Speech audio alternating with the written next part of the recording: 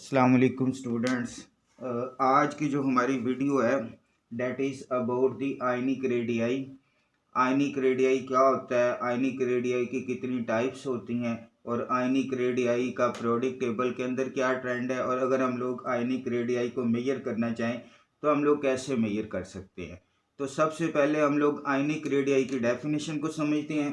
अगर हम लोग ये मान लें कि जो आयन है ना, उसकी जो शेप है वो स्फेरिकल शेप है, यानी उसकी जो शेप है वो क्या है, एक स्फीयर की तरह है। Ion which is spherical in shape. अब उसका जो रेडियस होगा that is called ionic radius. ऐसा आयन जिसको हम लोगों ने ये मान लिया है कि उसकी जो शेप है ना वो स्फेरिकल शेप है, उसका जो रेडियस है that is called ionic radius. अब जो आयन है हमारे पास वो दो तरह का होता है। आयन जो है ना वो कैटाइन भी हो सकता है, आयन जो है ना वो एनाइन भी हो सकता है। तो एक बात याद रखिए, जो कैटाइन होता है उसका जो रेडियस या उसका जो साइज होता है वो अपने पेरेंट एटम से हमेशा कम होता है, और जो एनाइन होता है ना उसका जो रेडियस या साइज होता है वो अपने पेरेंट एटम से हमेशा ज़्यादा होता है। तो अब हम लोग वन बाय वन इनकी बात कर लेते हैं। तो पहले हम लोग बात कर लेते हैं कैटाइनिक रेडियस की। जो कैटाइनिक रेडियस होगा, यानी किसी भी कैटाइन का जो रेडियस होगा that is always less than atomic radius, यानी जिस एटम से हम लोग उस कैटाइन की फॉर्मेशन करेंगे उससे उसका रेडियस हमेशा कम होगा। कैसे, इसके लिए हम लोग एक एग्जाम्पल लेते हैं। एग्जाम्पल हमारे पास है सोडियम की। अब देखें, जो सोडियम है उसका एटॉमिक नंबर है 11। उसका एटॉमिक नंबर 11 है। लेट्स सपोज ये न्यूक्लियस है, ठीक है, ये उसका फर्स्ट शेल है सोडियम के केस में, ये सेकंड शेल है और ये थर्ड शेल है। हम लोग सोडियम की बात कर रहे हैं। सोडियम जिसका एटॉमिक नंबर 11 है, उसकी इलेक्ट्रॉनिक कॉन्फ़िगरेशन क्या बनेगी, 2 8 एंड 1। यानी जो फर्स्ट शेल है ना उसके अंदर there are 2 electron, second shell में 8 इलेक्ट्रॉन है, और जो थर्ड शेल है ना उसके अंदर सिर्फ 1 इलेक्ट्रॉन है, इट हैज़ ओनली 1 इलेक्ट्रॉन। अब ये जो सोडियम है इसका जो रेडियस है, एटॉमिक रेडियस है, atomic radius of sodium that is 186 picometre. अगर क्या किया जाए कि सोडियम को कैटाइन में चेंज कर लिया जाए, इसका जो आउटर मोस्ट शेल वाला इलेक्ट्रॉन है उसको निकाल लिया जाए, तो क्या होगा, sodium is converted into sodium ion, यानी ये सोडियम है, इसमें से इलेक्ट्रॉन को रिमूव किया, रिमूव करने के बाद it is converted into cation, यानी एक इलेक्ट्रॉन इसमें से निकल गया। ठीक है, अब क्या होगा, we have first shell then we have second shell. ठीक है जी। तो अब इस कैटाइन की इलेक्ट्रॉनिक कॉन्फ़िगरेशन होगी 2 इंटू 8, एक इलेक्ट्रॉन तो इसमें से निकल गया। अब ये जो कैटाइन है ना इसका रेडियस कितना आता है, इसका रेडियस जो है ना डेट इज जस्ट 95 पिकोमीटर। अब क्वेश्चन है कि जो कैटाइन है उसका जो एटॉमिक रेडियस है वो अपने पेरेंट एटम से कम क्यों हो गया, उसकी वजह क्या है। जिस तरह आप लोग देख सकते हैं कि सोडियम जिसका एटॉमिक नंबर 11 है, यहाँ पे क्या था कि देयर आर 11 प्रोटॉन्स, 11 प्रोटॉन्स थे, और वो क्या कर रहे थे, वो 11 इलेक्ट्रॉन्स को अट्रैक्ट कर रहे थे। 11 प्रोटॉन थे न्यूक्लियस के अंदर, तो वो 11 इलेक्ट्रॉन्स को क्या कर रहे थे, अट्रैक्ट कर रहे थे। लेकिन जब कैटाइन की फॉर्मेशन हुई है, अब न्यूक्लियस के अंदर देयर आर 11 प्रोटॉन्स, क्योंकि प्रोटॉन्स को तो हम लोगों ने रिमूव नहीं किया, लेकिन अब क्या हुआ है, अब देयर आर ओनली 10 इलेक्ट्रॉन। अब जो 11 प्रोटॉन्स की अट्रैक्शन है ना 10 इलेक्ट्रॉन्स के ऊपर, वो ज़्यादा होगी। जब अट्रैक्शन ज़्यादा होगी तो क्या होगा कि जो सेकंड शेल है ना ये न्यूक्लियस के और क्लोज चला जाएगा। तो एक रीज़न तो ये है कि न्यूक्लियर चार्ज इंक्रीज हो जाता है, जो बाकी इलेक्ट्रॉन पीछे बचते हैं after the removal of this electron, nucleus जो है ना उसको ज़्यादा फोर्स के साथ अपनी तरफ अट्रैक्ट कर लेता है, जिससे कैटाइन का रेडियस कम हो जाता है। एक ये रीज़न है। एक और रीज़न भी है, देखें यहाँ पे सोडियम के केस में नंबर ऑफ शेल्स कितने हैं, 1 2 एंड 3, नंबर ऑफ शेल्स 3 हैं। लेकिन जब कैटाइन की फॉर्मेशन हुई है वहाँ पे नंबर ऑफ शेल्स कितने हैं, there are only 2 number of shells. तो अमूमन ये होता है जब भी कैटाइन की फॉर्मेशन होती है ना, तो हमेशा जो वैलेंस शेल होता है ना वो ख़त्म हो जाता है। तो नंबर ऑफ शेल कम हो जाते हैं। जब नंबर ऑफ शेल्स कम हो जाते हैं तो फिर भी जो रेडियस होता है कैटायन का वो कम हो जाता है। ये दो रीजंस हैं। एक रीज़न क्या है कि न्यूक्लियर चार्ज ज़्यादा होता है जो कि बाकी इलेक्ट्रॉन को ज़्यादा फोर्स से अट्रैक्ट करता है, और दूसरी रीज़न क्या है कि जो नंबर ऑफ शेल होते हैं वो क्या होते हैं, वो कम हो जाते हैं। ठीक है जी। तो इस वजह से जो कैटायन होता है उसका जो रेडियस है वो अपने पेरेंट एटम से हमेशा कम हो जाता है। अगली बात, हमारे पास कैटायन डिफरेंट टाइप्स के हो सकते हैं। कैटायन डिफरेंट टाइप्स के किस सेंस के अंदर, we have mono positive cations, di positive cations, tri positive cations. तो अब क्वेश्चन है, सपोज यहाँ पे हम लोगों ने बात की कि हमारे पास है जी सोडियम का कैटायन, अगर हमारे पास मैग्नीशियम का कैटायन हो, अगर इसी तरह वी हैव एल्यूमिनियम इसका कैटायन हो। अब क्वेश्चन है कि ये जो हमारे पास कैटायंस हैं इनमें सबसे कम साइज किसका होगा और सबसे ज़्यादा साइज किसका होगा। तो याद रखें, जितना कैटायन के ऊपर पॉजिटिव चार्ज ज़्यादा होता है ना, उतना ही उसका साइज कम होता है। ठीक है। तो अगर हम लोग बात करेंगे यहाँ पे इनको कंपेयर करेंगे तो जो सोडियम का मोनो पॉजिटिव कैटायन है इसका साइज मैग्नीशियम के डाई पॉजिटिव कैटायन से ज़्यादा होगा, और इसका साइज एल्यूमिनियम के ट्राई पॉजिटिव कैटायन से ज़्यादा होगा। ठीक है। क्योंकि इससे क्या होता है कि जैसे यहाँ पे जो प्रोटॉन्स है, यहाँ पे 11 प्रोटॉन्स हैं और 10 इलेक्ट्रॉन्स हैं।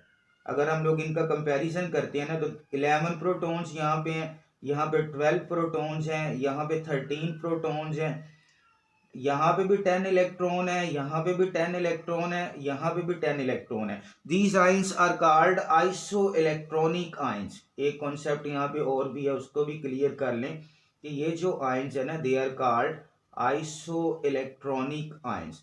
अब what are iso electronic ions? ऐसे ions which have same number of electrons, those ions which have same number of electrons, they are called iso electronic ion. देखिए तीनों के अंदर number of electrons are equal to 10, तो they are iso electronic ions. अब इसमें क्या है, इसमें 11 प्रोटॉन 10 इलेक्ट्रॉन को अट्रैक्ट करेंगे, यहाँ पे 12 प्रोटॉन, यानी प्रोटॉन बढ़ गया तो अट्रैक्शन भी बढ़ गई। यहाँ पे 13 प्रोटॉन और बढ़ गया तो अट्रैक्शन भी बढ़ गई, तो साइज और कम हो गया। तो ये है कैटायन के साइज के हवाले से बात। अब हम लोग बात करते हैं कि जो एनाइन होता है, यानी जो एक एनाइन होता है उसका जो रेडियस होता है उसका पेरेंट एटम के रेडियस के साथ क्या रिलेशन होता है। तो याद रखें, जो एनाइनिक रेडियस होता है it is always greater than atomic radius. ये हमेशा एटॉमिक रेडियस से क्या होता है, ज़्यादा होता है। अभी इसकी क्या रीजंस हैं, ऐसा क्यों होता है, उसको भी हम लोग देख लेते हैं। फॉर एग्जांपल हम लोग बात करते हैं क्लोरीन की, हम लोग क्लोरीन की बात करते हैं तो क्लोरीन जिसका एटॉमिक नंबर 17 है, ये उसका न्यूक्लियस है, ये उसका फर्स्ट शेल है, उसके बाद सेकंड शेल है, उसके बाद थर्ड शेल है। जो फर्स्ट शेल है उसमें 2 इलेक्ट्रॉन, सेकंड शेल में 8 और थर्ड शेल में 7 इलेक्ट्रॉन। क्लोरीन इलेक्ट्रॉनिक कॉन्फ़िगरेशन 287, और जो क्लोरीन का एटॉमिक रेडियस होता है डेट इज 99 पिकोमीटर, यानी इसका जो एटॉमिक रेडियस है वो है 99 पिकोमीटर। अब देखिए इसके वैलेंस शेल में 7 इलेक्ट्रॉन है, तो ये एक इलेक्ट्रॉन गेन कर सकते हैं। ये एक इलेक्ट्रॉन क्या कर सकता है, क्लोरीन का एटम गेन कर सकता है। जब ये एक इलेक्ट्रॉन गेन करेगा तो it is converted into chloride ion. अब ये जो क्लोराइड आयन है इसकी इलेक्ट्रॉनिक कॉन्फ़िगरेशन हो जाएगी 288, और इसका जो साइज है वो 99 पिकोमीटर से बढ़ जाएगा। ठीक है। इसका जो साइज है that is measured which is equal to 181 picometre. अब ये साइज ज़्यादा क्यों हो गया, इसकी क्या रीज़न है। देखें जी, हमारे पास ये न्यूक्लियस, क्लोराइड आयन की बात करेंगे, ये उसका फर्स्ट शेल है, then we have second shell, और then we have third shell. ठीक है जी। पहले में 2 इलेक्ट्रॉन है, दूसरे में 8, तीसरे में भी 8 हो गए।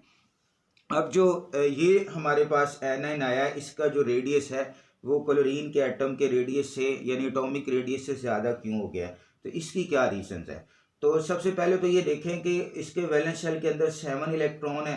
अब ये जो 7 इलेक्ट्रॉन है ना, ये जो इनकमिंग इलेक्ट्रॉन जो 8वां जिसने जाके इसके अंदर ऐड होना, ये 7 इलेक्ट्रॉन क्या करते हैं, इसको रिपेल करते हैं, इसको रिपेल करते हैं, यानी इसको आसानी से इस शेल के अंदर आने नहीं देते। अब जो क्लोरीन का एटम है उसकी ख्वाहिश ये है कि उसके वैलेंस शेल के अंदर 8 इलेक्ट्रॉन पूरे हो जाए, क्योंकि अगर वो 8 इलेक्ट्रॉन कर लेता है तो वो स्टेबल हो जाता है। तो ये जो 7 इलेक्ट्रॉन ऑलरेडी मौजूद है, ये 8वें इलेक्ट्रॉन को यहाँ पे एंटर नहीं होने दे रहे। तो क्लोरीन एटम क्या करता है, वो अपने वैलेंस शेल को एक्सपैंड करता है, यानी यहाँ पे क्या होता है, यहाँ पे एक्सपेंशन होती है वैलेंस शेल की, एक्सपेंशन ऑफ वैलेंस शेल, क्योंकि क्लोरीन एटम की ये ख्वाहिश है कि उसके वैलेंस शेल में 8 इलेक्ट्रॉन हो जाए। तो वो 8 इलेक्ट्रॉन पूरे करने के लिए, क्योंकि जो पहले 7 इलेक्ट्रॉन मौजूद है वो 8वें को आने नहीं दे रहे, तो क्लोरीन एटम क्या करता है, अपने वैलेंस शेल को एक्सपैंड करता है। तो इस एक्सपेंशन की वजह से जो क्लोराइड एनाइन है उसका साइज पेरेंट एटम से ज़्यादा हो जाता है, एक ये रीज़न है। दूसरी रीज़न यहाँ पे क्या है, यहाँ पे क्लोरीन के केस में देयर आर 7 प्रोटॉन्स, और ये जो 17 प्रोटॉन्स, ये 17 इलेक्ट्रॉन्स को अट्रैक्ट कर रहे थे। यहाँ पे अट्रैक्शन क्या थी, बैलेंस थी, प्रोटॉन इलेक्ट्रॉन रेशियो बैलेंस थी। लेकिन यहाँ पे क्या होता है, यहाँ पे प्रोटॉन्स तो 7 ही है, लेकिन अब इलेक्ट्रॉन्स कितने हो गए, देयर आर 18 इलेक्ट्रॉन्स। तो प्रोटॉन इलेक्ट्रॉन रेशियो डिस्टर्ब हो गई है। 17 प्रोटॉन की 18 इलेक्ट्रॉन के ऊपर अट्रैक्शन क्या हो जाएगी, वीक हो जाएगी। जब अट्रैक्शन वीक हो जाएगी तो वैलेंस शेल जो है ना, ये न्यूक्लियस से थोड़ा सा अवे चला जाएगा। जब वैलेंस शेल न्यूक्लियस से अवे चला जाएगा तो एनाइन का साइज जो है ना, वो अपने पेरेंट एटम से बढ़ जाएगा। तो इन दो रीजन की वजह से जो एनाइनिक रेडियस होता है वो हमेशा एटॉमिक रेडियस से ज़्यादा होता है। उसके अलावा यहाँ पे भी अगर हम लोग बात कर लें आइसो इलेक्ट्रॉनिक नेगेटिव आइंस की, suppose we have nitride ions, nitride ion के बाद we have oxide ion, oxide ion के बाद वी हैव फ्लोराइड आयन। अब इनमें से सबसे ज़्यादा साइज किसका होगा, देखिए पॉजिटिव आयंस के केस में हम लोगों ने ये बात की थी कि जितना पॉजिटिव चार्ज ज़्यादा आएगा ना किसी केटाइन के ऊपर, उसका साइज उतना ही कम हो जाएगा। लेकिन एनाइन के केस में जितना नेगेटिव चार्ज ज़्यादा आएगा ना किसी एनाइन के ऊपर, उसका साइज उतना ही बढ़ जाएगा। तो इन तीनों में से सबसे ज़्यादा साइज होगा नाइट्राइड आयन का, उसके बाद ऑक्साइड आयन का, उसके बाद फ्लोराइड आयन का। ठीक है, ये तीनों आयंस जो है ना, they are also iso electronic ions, they are also iso electronic ions. यहाँ पे जो इसके पास भी 10 इलेक्ट्रॉन है, चूँकि 7 इसका एटॉमिक नंबर होता है, 3 इसने गेन कर लिए, इसके पास भी 10 इलेक्ट्रॉन है, इसके पास भी 10 इलेक्ट्रॉन है, इसका 9 एटॉमिक नंबर है, एक उसने गेन कर लिया, इलेक्ट्रॉन 8 है, 8 ऑलरेडी थे, 2 और गेन कर लिए। यहाँ पे 7 इसका एटॉमिक नंबर है, 7 इलेक्ट्रॉन ऑलरेडी थे, 3 और गेन कर लिए। तो these are also iso electronic negative ions. ठीक है जी, ये आइसो इलेक्ट्रॉनिक नेगेटिव आयंस हैं। तो इस वजह से जितना नेगेटिव चार्ज ज़्यादा होगा किसी आयन के ऊपर, उसका साइज उतना ही ज़्यादा इंक्रीज करेगा। तो ये ट्रेंड है in case of iso electronic negative ions. जी स्टूडेंट्स, अब हम लोग बात कर लेते हैं कि जो आयनिक रेडियाई है ना, इसकी वेरिएशन क्या है। तो पहले वेरिएशन इन अ पीरियड, तो याद रखें लेफ़्ट से राइट किसी भी पीरियड के अंदर, लेफ़्ट से राइट जब हम लोग मूव करेंगे तो जो आयनिक रेडियाई होता है ये हमेशा डिक्रीज करता है। आयनिक रेडियाई क्या करता है, ये लेफ़्ट से राइट डिक्रीज करता है। एक बात याद रखें, जो मेटल्स हैं उनके लिए आयनिक रेडियस का मतलब है रेडियस ऑफ द कैटाइन, और जो नॉन मेटल्स हैं जो कि ग्रुप 5 से स्टार्ट हो रही है, उनके लिए आयनिक रेडियस का मतलब है रेडियस ऑफ देयर एनाइन।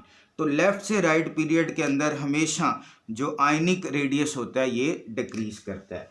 तो इसी तरह अगर ग्रुप के अंदर देखें, वेरिएशन इन आ ग्रुप, कि एक ग्रुप के अंदर इसमें क्या वेरिएशन आती है, तो ये बात याद रखें हमेशा टॉप से बॉटम किसी भी ग्रुप के अंदर, टॉप से बॉटम किसी भी ग्रुप के अंदर, टॉप से बॉटम अगर स्टडी करेंगे तो जो आयनिक रेडियाई होगा ये हमेशा इंक्रीज करेगा। टॉप से बॉटम किसी भी ग्रुप में आयनिक रेडियाई क्या करता है, ये इंक्रीज करता है, उसकी वजह ये होती है कि नंबर ऑफ शेल इंक्रीज करते हैं और शील्डिंग इफेक्ट भी इंक्रीज करता है। तो ग्रुप के अंदर टॉप से बॉटम आयनिक रेडियाई इंक्रीज करता है और पीरियड के अंदर लेफ्ट से राइट आयनिक रेडियाई क्या करता है, डिक्रीज करता है। तो उसके बाद आयनिक रेडियाई को हम लोग कैसे फाइंड आउट कर सकते हैं, यानी इसकी अगर हम लोग डिटर्मिनेशन करनी चाहें, आयनिक रेडियाई को डिटर्मिन करना चाहें तो उसको कैसे डिटर्मिन किया जा सकता है, डिटर्मिनेशन ऑफ आयनिक रेडियाई।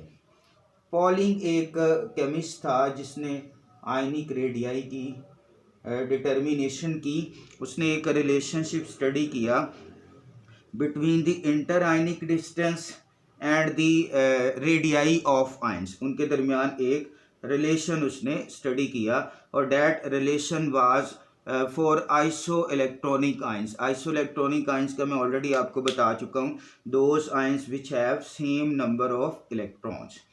अगर हम लोग इस मेथड की बात करें तो अकॉर्डिंग टू पॉलिंग, एक जो क्रिस्टल है हमारे पास उसके अंदर जो कैटायनिक रेडियस और उसके अंदर जो एनायनिक रेडियस होता है, that is their sum is equal to inter ionic distance. जो हमारे पास कोई आयनिक कंपाउंड है, अब उस आयनिक कंपाउंड में दो चीज़ें होंगी, एक होगा कैटाइन, ये लेट्स सपोज उसमें कैटाइन है, और दूसरी चीज़ उसके अंदर होगी एनाइन। एनाइन का साइज कैटाइन से ज़्यादा होता है, ठीक है जी। ये दो चीज़ें हैं हमारे पास। अब इसमें कैटाइन का भी रेडियस है और एनाइन का भी रेडियस है, ठीक है जी। तो अकॉर्डिंग टू पॉलिंग जो इनके रेडियस होंगे that will be equal to sum of inter ionic distance. यानी यहाँ से अगर आप लोग देखें तो ये वाला जो रेडियस है ना, that is the radius of anion, और ये वाला जो रेडियस है ना, that is radius of cation, ठीक है जी। और इन दोनों का अगर हम लोग सम ले लें तो that is equal to capital R. तो कैपिटल आर किसके इक्वल हो जाएगा, that is called inter ionic distance. तो इसके अकॉर्डिंग ये जो कैपिटल आर है that will be equal to, ये देखें, that is equal to radius of the cation, पहले कैटाइन लिख लेते हैं, plus radius of the anion, ठीक है। Where R is called inter ionic distance. R को हम लोग इंटर आयनिक डिस्टेंस का नाम देते हैं कि दो आयंस के दरमियान यानी कैटाइन और एनाइन के दरमियान क्या डिस्टेंस है। पॉलिंग ने इस रिलेशन को यूज़ करते हुए जो पोटाशियम क्लोराइड की क्रिस्टल थी उसके अंदर इंटर आयनिक डिस्टेंस को नोट किया, फाइंड किया, और उसने ये नोट किया कि वहाँ पे जो इंटर आयनिक डिस्टेंस है ना, that is equal to the sum of cationic radius in case of potassium chloride. वहाँ पे कैटाइन पोटाशियम है और एनाइन क्लोराइड आयन है। जो पोटाशियम का कैटाइन है ना, उसका जो रेडियस है यानी radius of potassium cation plus radius of chloride A9, तो जो पोटाशियम का कैटाइन है उसका रेडियस है 133 पिकोमीटर और जो क्लोराइड का आयन है उसका रेडियस होता है 181 पिकोमीटर। दोनों को ऐड करेंगे तो we have 314 picometre inter ionic distance. तो इसका मतलब ये हुआ कि जो इंटर आयनिक डिस्टेंस है ना, ये एक एडिटिव प्रॉपर्टी है। अब इस रिलेशन की हेल्प से ये जो इक्वेशन है हमारे पास, that is very important equation. इस इक्वेशन की हेल्प से अगर इस इक्वेशन के अंदर कोई से दो पैरामीटर्स का हमें पता है तो हम लोग तीसरे पैरामीटर को कैलकुलेट कर सकते हैं। सपोज आपको पता है जी इंटर आयनिक डिस्टेंस का पता है और रेडियस ऑफ द एनाइन का पता है, तो आप इस इक्वेशन की हेल्प से जो कैटाइन है उसके रेडियस को फाइंड आउट कर सकते हैं। आर ये जो एनाइन का रेडियस है ये दूसरी साइड पे जाके माइनस हो जाएगा।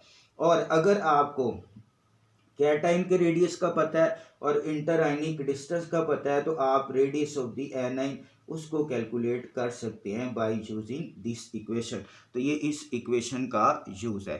तो that is about the determination of ionic radii by Pauling. Pauling ने इसकी डिटर्मिनेशन की थी।